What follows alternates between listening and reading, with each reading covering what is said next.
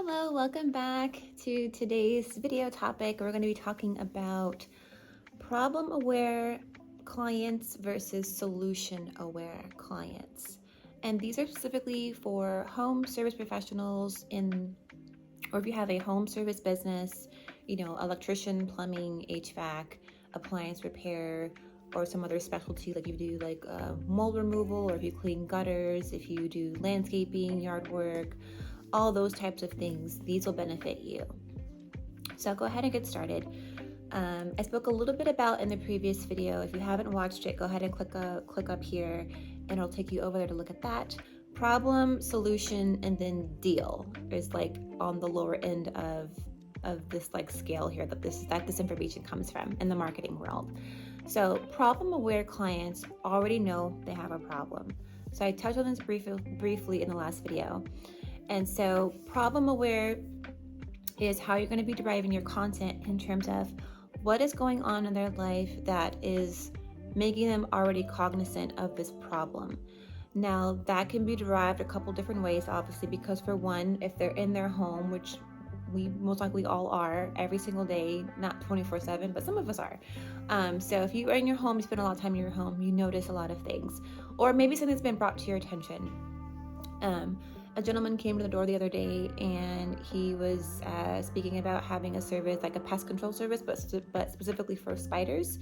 And I have been noticing like an enormous amount of spiders more than lately. Actually had to dispose of one. I don't want to use the word, but I disposed of one that was kind of big. It was really scary. And it had to go. And I don't know if he was just like reading my mind, but he literally door knocked and started talking to me about the spider problem. And I was just like, in my mind, of course, thinking I didn't say this to him, but I was like, how did he know that there's all these spiders going on? But he did say a lot of people have been calling and talking about their spider problem. So he figured maybe other people in the neighborhood were experiencing it and they just haven't said anything. So those are things that he's picking up on in terms of having a problem-aware client base. And so he took the initiative to just door knock the neighborhood out over here, and he probably just went from street to street, from cul-de-sac to cul-de-sac, and he just was like, hey, I'm here, I'm helping your neighbors across the street, here's my card, I want to introduce myself.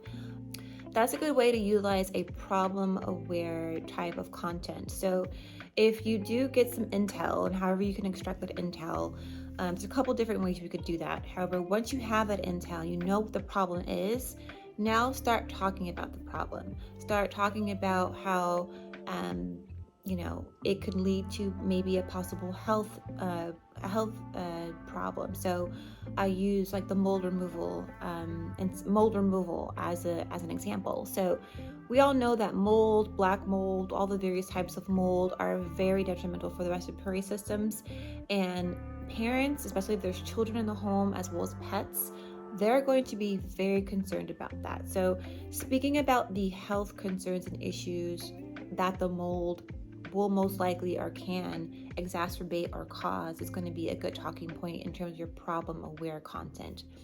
Also, you could speak about just the aesthetics. Like, it just looks gross and yucky. Like, we had mold in our bathroom a couple years ago, and it was disgusting. I didn't even notice it right away because it was like really tiny, and it just kind of like, I feel like it grew overnight because it didn't feel like it was there, and then it was there.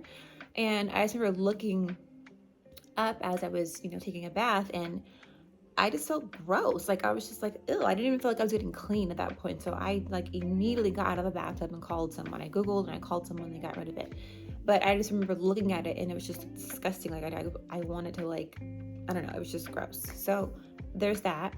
Also, just speaking about the damage it can cause to your home's foundation, because I've seen some terrible cases where it was so seeped into the walls, and this company actually, which I suggested doing behind the scenes, they actually filmed it from start to finish in terms of like what they did to completely just get rid of all the guck. And they went through wall by wall and just gutted everything out and cleaned it out, and they removed the carpet and they disinfected, like they did the whole process. And you could talk a lot about how the damage to your biggest investment, most likely, like where your family resides, it could be your family home that could remain in your family for generation after generation, you don't want to have like mold and all the foundation being affected, and it could just obviously cause like major issues in your house, especially if you are looking to sell or buy, even because even in that process, if you have a home inspection, they're going to find that out. So it's something like that's a major thing that has to be solved, and has to be solved right now for a plethora of really important pressing issues. And so those are some tips and just some examples of how to source and utilize and speak about problem aware content in your industry. So using a mold service as an example. Now, to keep it linear here in terms of the solution aware, those are the type of individuals that already know about having a professional mold remover service come to their home, their office, their commercial property, or whatever it is. So they are already well aware of the industry and the professionals. They don't know you, and this is where you come in. So we have the problem aware, and now we have the solution aware. So those solution aware clients are probably a little bit easier to, I guess you could say, sell on, because they already know they have a problem for one, so they're over that hump of it. The next leg is their solution. At the same time, they don't know which solution is best. They don't know who they should go with, and they don't know like what the process is. And this is where I spoke before about having your behind the scenes content, having really good structured content around speaking about your process, your story, who you are, your branding, what you stand for, if you are local, if you're family owned and operated, if you do have a couple other branches out in different parts of the city or the country. Those are things that they're going to want to know, because they're looking for the solution. They're actively present and understanding they need a solution. They just don't know who's going to provide that solution for them. And that's again where you come in. So having content speaking around when you're using like that BTS content I spoke about, like actually saying you're actually in a part of a home and you're actually removing the mold. This is where you talk about step by step in terms of like, you see here, this is why we needed to do this, and because of that it was going to lead to this, or we were able to prevent that. Or in this part here you could say, and I'm not a mold expert, I'm just making this up, so I'm looking at an outlet in front of me here on the wall. What if mold gets into that outlet? Can that start a fire? Like just things like that just can be very educational in a solution-based type of content. That's going to be very valuable for someone who's already in the solution-oriented type of search, if you will. So you're going to want to speak highly about the solution, the benefits, who you are, what you do, your level of professionalism, your efficiency, your speed, how much time it typically takes for you to get out to the property to do a proper diagnosis, how much time you need to actually do the work, what type of preparation, what type of cleanup, what type of sanitation, what type of health protocols need to be followed. It's making me think about like termiting companies that have to have the 10th home. Like maybe some people might think they might have to do that contingent upon the severity. So you want to go into as much detail as possible about the solution in terms of what you do in your service, because that's going to provide them with all the information they need, whether they're going to want to click your website and schedule a consultation, or pick up the phone and call you, ask a couple questions, and then just go straight away to book and get it done. So those are two ways on how you can look at problem aware versus solution aware type of. And as a pro tip, I'll give you the last part I spoke about, the D, which is deal. There's PSD, and that's like a scale of like how people come into your funnel, how they learn about you. But I don't want to like overcomplicate this. So problem aware, solution aware, and then D stands for deal. Now they're looking for the deal. So again, they're over the problem, they're aware of that, they all know that they have a problem. They're looking for the solution. They know what the solution is in terms of like they know a professional needs to come in and take care of this. And then the third leg is the deal, where they're actually picking up the phone to call you or do the inquiry online. They're looking for a deal. And this is where a lot of home service professionals can somewhat drop the ball. And again, I speak about competing on speed, so I don't want to confuse that here. So I'm actually going to have another video separate to talk more about that. However, you do want to entice them and give them a deal in terms of really exciting them and drawing them into you, because there's a bunch of other professionals out there in your city, your state, the country for that matter, that also offer this service.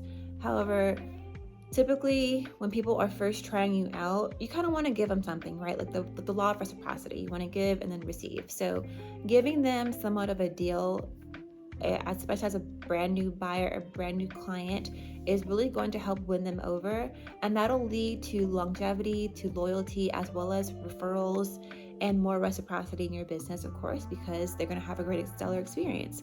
However, because they haven't experienced a stellar experience yet, because they don't know how amazing you are, they've seen your content, they definitely know that you know your stuff, they're definitely comfortable, they've done the research, they've looked at your reviews, they see your website's professional, they see you're active on social, they can see some of the names of the people that you potentially work with, and so they're like, all those thoughts in their mind, that's not an issue.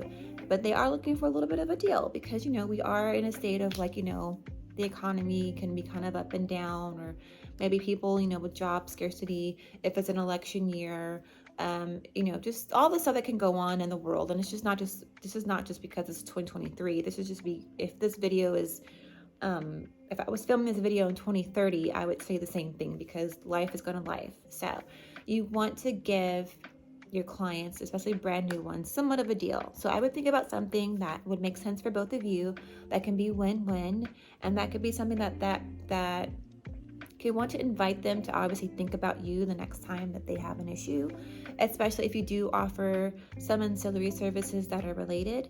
And then secondly, think about ways that you can have them kind of be your evangelist, if you will. Like, they can be like your affiliate, and they can kind of be on your team in terms of recommending other clients and other people that they know in their circles that would need what you do. So having some sort of incentivization program, I highly recommend you think about ways that you can come up with something that could, again, be win-win. You're not competing on price, because you're professional and you are worth what you're charging, and they will pay it and they'll be happy to do it. However, just be cognizant of that. Like, when you really want to make that good first impression, we think about the deals that we all love, like, I don't know, a Cold Stone. Like, every time we walk by, they always have like a Monday deal, a Tuesday deal, a Wednesday deal, a Friday deal. Like, they'll have some little deal going on. So just think about something like that can just like excite people. It's something new. It can be a form of a pattern interrupt, I guess, if you will, and also just excites them to be like, yeah, let me go ahead and get this done. And they're also giving me this really cool deal on top of this. Like, yes, I'm gonna do it.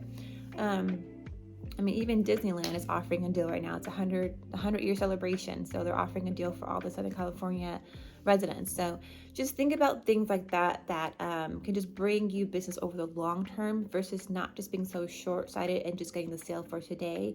And think about the longevity of building up a good client base that will also just be beneficial, will refer new business to you, and will just speak glowing reviews about you, and just building up a good rapport in your neighborhood. Everyone wants to feel good about who they're doing business with. So those are my tips on how to get more detailed with your problem aware versus your solution aware content. And when you're ready to learn more about how we could potentially help you get to your desired goal faster, to help you grow and scale your home improvement business, go ahead and click the link on the bio here or below the video, but it'll be in the bio in the little box area on YouTube here. And I will look forward to speaking to you very, very soon.